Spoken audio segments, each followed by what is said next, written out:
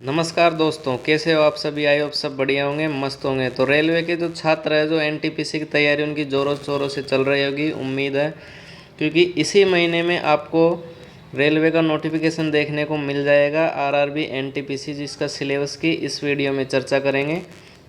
CBT 1 का syllabus और CBT 2 का सिलेबस सब्जेक्ट वाइज, तो इसका नोटिफिकेशन आपको जल्दी देखने को मिल जाएगा, क्योंकि इसका जो टाइम फ्रेम था रेलवे का वो जुलाई से लेकर सितंबर तक था, जिसमें जो फर्स्ट वैकेंसी है वो एनटीपीसी की आने की पूरी चांस है। तो इसके बारे में संपूर्ण जानकारी इस वीडियो में चर्चा करेंगे, और लेटेस्ट सिलेबस और एग्ज़ाम पैटर्न क्या रहेगा 2024 के लिए उसकी चर्चा करेंगे। तो बने रहिए वीडियो के लास्ट तक। तो ये देख सकते हैं गाइज की रेलवे रिक्वायरमेंट बोर्ड है जो जल्दी इसका नोटिफिकेशन जारी करेगा, और इसका जो सिलेबस और एग्ज़ाम पैटर्न है इस वीडियो में चर्चा करेंगे। तो सबसे पहले बात करते हैं कि इसका जो वैकेंसी कौन लेता है। तो इसका जो वैकेंसी है, ऑर्गेनाइजेशन नेम इधर देख सकते हैं, रेलवे आरआरबी के थ्रू जो ये एग्ज़ाम होता है, और एनटीपीसी यानी कि non technical popular category.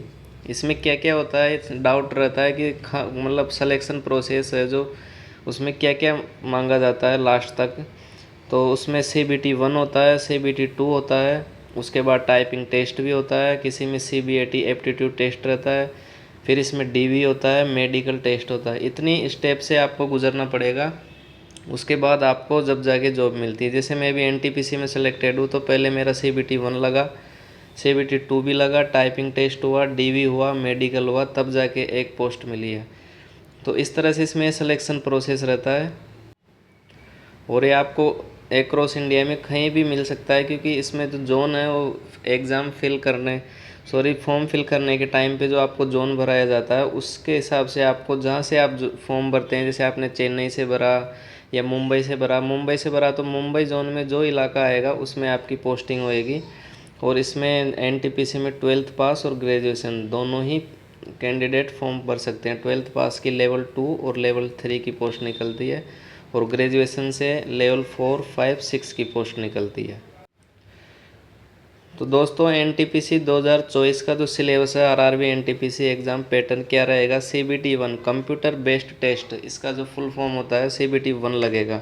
CBT 1 में जो आपका मेन रोल होता है वो जीके का रहता है, क्योंकि जीके के आपके 40 क्वेश्चन पूछे जाते हैं, जनरल अवेयरनेस। तो 40 क्वेश्चन पूछे जाते हैं और 40 मार्क्स के रहते हैं। टोटल 100 मार्क्स का एक पूरा पेपर होता है, उसमें से 40 मार्क्स का जीके रहता है। और आपका है जो मैथ पूछा जाएगा 30 नंबर का, 30 नंबर 30 क्वेश्चन 30 मार्क्स के जो मैथमेटिक्स के आएंगे, और जनरल इंटेलिजेंस एंड रीजनिंग है उसके भी 30 क्वेश्चन पूछे जाएंगे, यानी कि 40 क्वेश्चन जीके के और 30 क्वेश्चन है जो मैथ के पूछे जाएंगे, और 30 ही क्वेश्चन आपको इसके इंटेलिजेंस रीजनिंग के पूछे जाएंगे। तो ऐसे करके आपके 100 क्वेश्चन हो जाते हैं 100 मार्क्स के। और इसमें जो नेगेटिव मार्किंग रहता है, ये देख सकते हैं कि total 100 question of 100 marks, there will be negative marking भी रहता है, यानी कि सीबीटी 1 में 1/3 का नेगेटिव मार्किंग रहता है। इसका मतलब है कि अगर आप 3 क्वेश्चन गलत कर दोगे तो आपका एक क्वेश्चन ऑटोमेटिकली गलत हो जाएगा और उसका नंबर काट लिया जाएगा।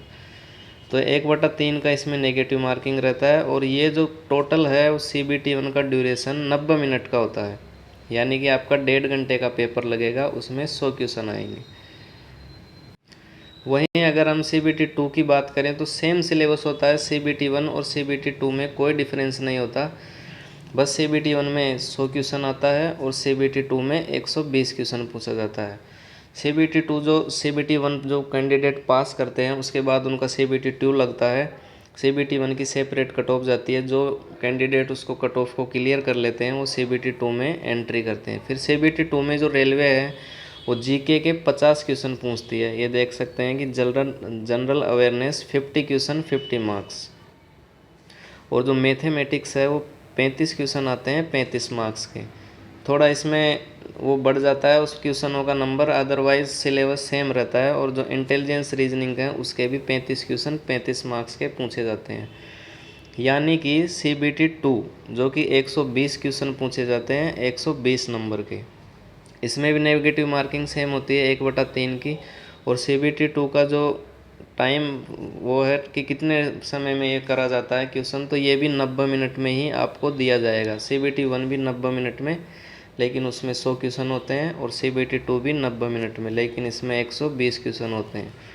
तो CBT 2 के लिए थोड़ी प्रैक्टिस की ज़रूरत रहती है, क्योंकि इसमें टाइम, लड़कों का सबसे ज़्यादा दिक्कत टाइम मैनेजमेंट को लेके आती है। तो टाइम मैनेजमेंट के लिए एक वीडियो मैं बना दूंगा कि कैसे टाइम मैनेजमेंट करना है आपको एग्ज़ाम में, क्योंकि CBT 2 में 120 मार्क्स के 120 क्वेश्चन पूछे जाते हैं। तो इस वजह से टाइम मैनेजमेंट बहुत कम पड़ जाता है। बाकी आगे देखते हैं। अगर हम सब्जेक्ट वाइज बात करें, टॉपिक वाइज, तो इसमें आपको जो मैथ का सिलेबस है, सिलेबस फॉर मैथमेटिक्स CBT 1 का, तो उसमें आपको नंबर सिस्टम पूछा जाएगा। नंबर सिस्टम में आपको भिन्न पूछा जाएगा, फ्रैक्शन पूछा जाएगा, decimal number system, LCM HCF पूछा जाएगा, रेशियो प्रोपोर्शन जो कि समानुपात अनुपात होता है वो पूछा जाएगा। इसके बाद परसेंटेज को लेके देखते हैं, तो परसेंटेज में आपको सिंपल एंड कंपाउंड इंटरेस्ट पूछा जाता है, प्रॉफिट लॉस पूछा जाता है। इसके अलावा टाइम एंड वर्क में पाइप सिस्टम, जो पाइप टंकी है वो पूछा जाएगा, और टाइम डिस्टेंस, समय और दूरी पूछा जाएगा। चाल दूरी के जो सवाल आते हैं, नाव और धारा के क्वेश्चन पूछे जाएंगे। बोर्ड मास से रिलेटेड इसमें सवाल आते हैं। अप्रोक्सीमेशन का भी कुछ एक आध सवाल मिल जाता है, जो कि ऑप्शन से अप्रोक्सीमेट वैल्यू उसमें निकाला जाता है। स्क्वायर एंड क्यूब रूट के क्वेश्चन इसमें पूछे जाते हैं, जो कि काफ़ी लॉन्ग मेथड में नहीं करने होते हैं, बहुत ही शॉर्ट मेथड में करके उसके जल्दी से आंसर लाने पड़ते हैं।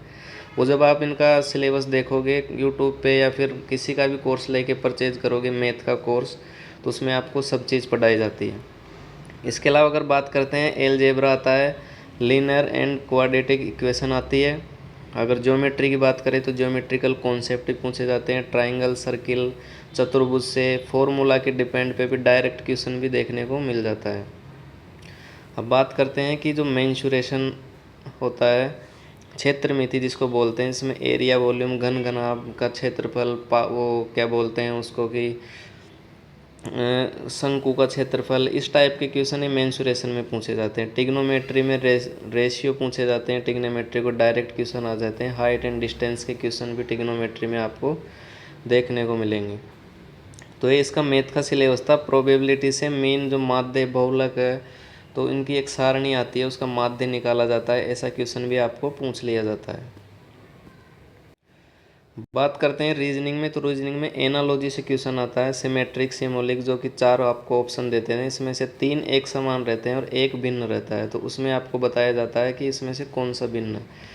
फिगर में भी वो पूछा जाता है, नंबर्स में पूछा जाता है, किसी में पूछ सकते हैं एनालॉजी। और क्लासिफिकेशन, सिमेंटिक, सिम्बोलिक नंबर और फिगर देके भी आपको उसमें डिफरेंस पूछा जा सकता है। और फिर बात करते हैं सीरीज़ में, तो इसमें आपको सीरीज़ के क्वेश्चन रीजनिंग में काफ़ी देखने को मिलते हैं। उसमें अल्फ़ाबेटिकली सीरीज़ और न्यूमेरिकल सीरीज़, एम्बेडेंट, फिगर ऑप्शन की सीरीज़, किसी भी टाइप की सीरीज़ आ जाती है, तो आपको सीरीज़ में मैक्सिमम प्रैक्टिस करने की ज़रूरत होती है। और कोडिंग डिकोडिंग के क्वेश्चन भी काफ़ी देखने को मिलते हैं। इसके अलावा ब्लड रिलेशन में पूछा जाता है कि आपकी बुआ के मामा के ताऊ का लड़का क्या लगेगा, इस टाइप से। और डायरेक्शन एंड डिस्टेंस से पूछा जाता है कि आपको पूर्व से 10 मीटर चले, फिर उत्तर में मुड़े, फिर दक्षिण में मुड़े, इस तरह से आपको एक क्वेश्चन डायरेक्शन से मिल जाता है। इसके बाद चलते हैं कि ऑर्डर और रैंकिंग। ऑर्डर रैंकिंग में आपको ये पूछा जाएगा कि ऊपर से नीचे आने पर इसका कौन सा क्रम होगा। उसमें एक दे देंगे सवाल में कि ये ऐसा है और वो ऐसा है, इसका क्रमांक दाएं से ऐसा है या ऊपर से ऐसा है, तो आपको ऑर्डर बताना है कि उसका कौन सा आएगा। अल्फ़ाबेटिकली भी आ सकते हैं, लॉजिकल ऑर्डर भी आ सकते हैं। इसके अलावा वेन डायग्राम भी आते हैं, और एनालिटिक रीजनिंग के क्वेश्चन भी आते हैं। इसके अलावा आपको कथन निष्कर्ष देखने को मिल जाता है रीजनिंग में, अवधारणाएँ देखने को मिल जाती है। इसमें एक कथन देता है, उसका निष्कर्ष देता है, और उसमें बताना पड़ता है कि ये निष्कर्ष सही है या गलत है। तो रीजनिंग का काफ़ी छोटा सिलेबस है, आपको टेस्ट से क्लियर हो जाएगा। अगर आप टेस्ट देते रहोगे डेली का एक एक चैप्टर का टेस्ट, और उनकी प्रैक्टिस करते रहेगा, तो रीजनिंग टेस्ट सीरीज से ही क्लियर हो जाती है। इसका कोई कोर्स परचेज करने की ज़रूरत नहीं है। अब बात करते हैं जीके का सिलेबस। तो जीके में करंट अफेयर का रोल काफ़ी होता है, क्योंकि इसमें से 40 में से 8-9 सवाल करंट के पूछ लिए जाते हैं, और CBT 2 में तो 12-13 सवाल आ जाते हैं करंट के। तो करंट अफेयर को आपको या तो यूट्यूब से कर लेना है मंथली टाइप, या फिर बुक ले आना है, कैसे भी वो आपके ऊपर है। नेशनल और इंटरनेशनल इवेंट करंट न्यूज़ पूछा जाता है। हिस्ट्री में आपको पूछा जाएगा, सिंधु घाटी सभ्यता पूछी जाएगी, इंडियन और वर्ल्ड हिस्ट्री के क्वेश्चन पूछे जाएंगे, आपको हिस्टोरिकल इवेंट पूछे जाएंगे। और ज्योग्राफी में देखते हैं, तो ज्योग्राफी में आपको जो इंडिया की और वर्ल्ड की ज्योग्राफी, ये आपको इसमें देखने को मिलेगी। इंडिया की ज़्यादा देखने को मिलती है, वर्ल्ड के एक आध क्वेश्चन पूछ लेता है। और इन्वायरमेंटल का क्वेश्चन ज़्यादा आता है, जो कि अब इस टाइम पे जो इन्वायरमेंटल प्रॉब्लम चल रहा है वो उसको ज़्यादा पूछा जाता है आजकल। तो इस टॉपिक को आपको क्लियर करना है, इन्वायरमेंटल को। पॉलिटी में बात करते हैं, तो पॉलिटी में आपको पॉलिटिकल सिस्टम, पॉलिटी में मैक्सिमम आपको कॉन्स्टिट्यूशन से ही सवाल देखने को मिलते हैं। तो जो संविधान है, उसके अनुच्छेद है, राष्ट्रपति, ये आपको अच्छी तरह से करके प्रिपेयर करना होता है, उसी से आपको सवाल देखने को मैक्सिमम चांस होता है, मिलता है। इकोनॉमिक्स है, इकोनॉमिक्स में बजट पूछा जाता है, जो 5 ईयर प्लान्स है, पंचवर्षीय योजना, उससे भी क्वेश्चन बहुत आते हैं। तो इस तरह से आपके इकोनॉमिक क्वेश्चन आता है। और साइंस में इसमें बहुत बड़ा रोल इतना नहीं होता, लेकिन आपको साइंस इसमें पढ़नी पड़ती है, क्योंकि ग्रुप डी के लिए तो साइंस आपको पढ़नी ही पड़ती है। लेकिन इसमें भी आपको मैक्सिमम 4 या 5 सवाल आपको साइंस को देखने को मिल जाते हैं। तो साइंस में आपको PCM subject physics, chemistry, math ऊपर आएगी, फिजिक्स, केमिस्ट्री और बायोलॉजी ये आपके इसमें आती है। इन्वायरमेंटल साइंस के क्वेश्चन आते हैं। कंप्यूटर के इसमें 1 या 2 सवाल पूछ लिया जाता है कभी कभी।